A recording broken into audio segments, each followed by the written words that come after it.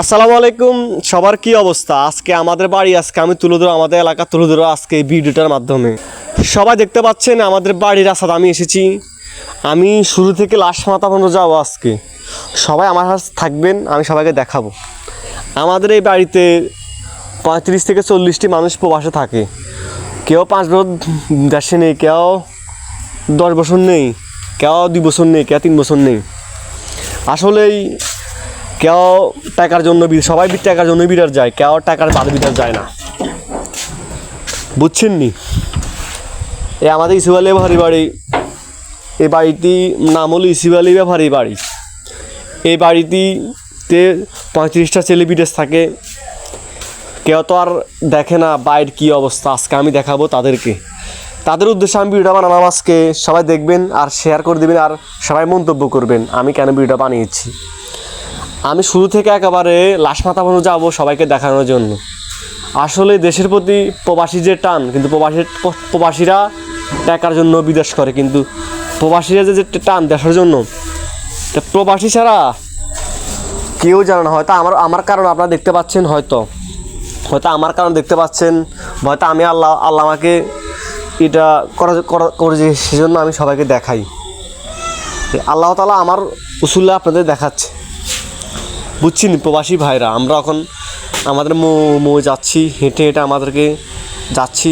সবাই মন্তব্য করবেন এটা রাস্তাটা কেমন আর দেশের পরিস্থিতি কেমন, সবাই দেখুন।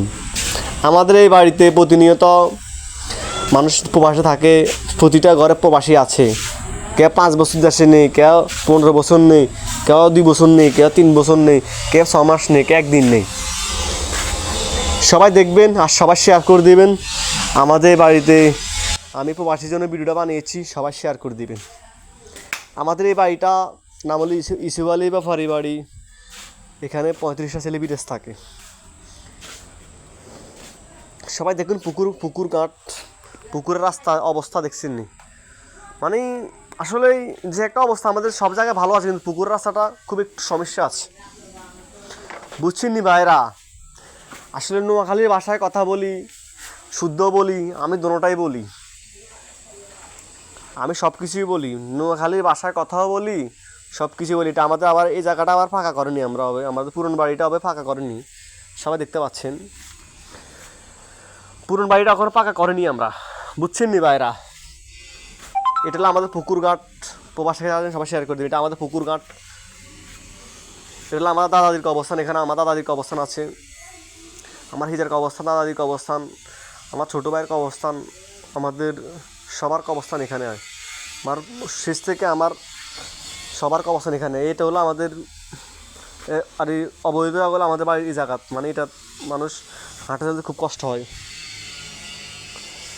আসলেই প্রবাস জীবন খুব কষ্টের। কেউ দেখে না দেশের কী অবস্থা, আমি দেখাবার জন্য চেষ্টা করি। আল্লাহ তাআলা আমাকে আপনাদের উসুল্লাহ কি দেখাচ্ছে। এটা আমাদের বাড়ি একটা শেষ মাথা, তো আমি চলে গেলাম বাড়ির শেষ মাথা, আমি চলে গেলাম আপনাদের দেখাচ্ছি। তারপরে আমি কেউ নেই আজকে, দুপুরবেলা আমি ভিডিও করে রেখেছিলাম আপনাদের দেখানোর জন্য। দেখতে পাচ্ছেন যে একটা অবস্থা আমাদের এই বাড়ির একটা শেষ মাথা, আমরা চলে এসেছি। আর সবার ভালো লাগলে সবাই মন্তব্য করবেন আর সবাই শেয়ার করে দিবেন ইনশাল্লাহ। আর পরবর্তী ভিডিওতে আবার দেখা হবে।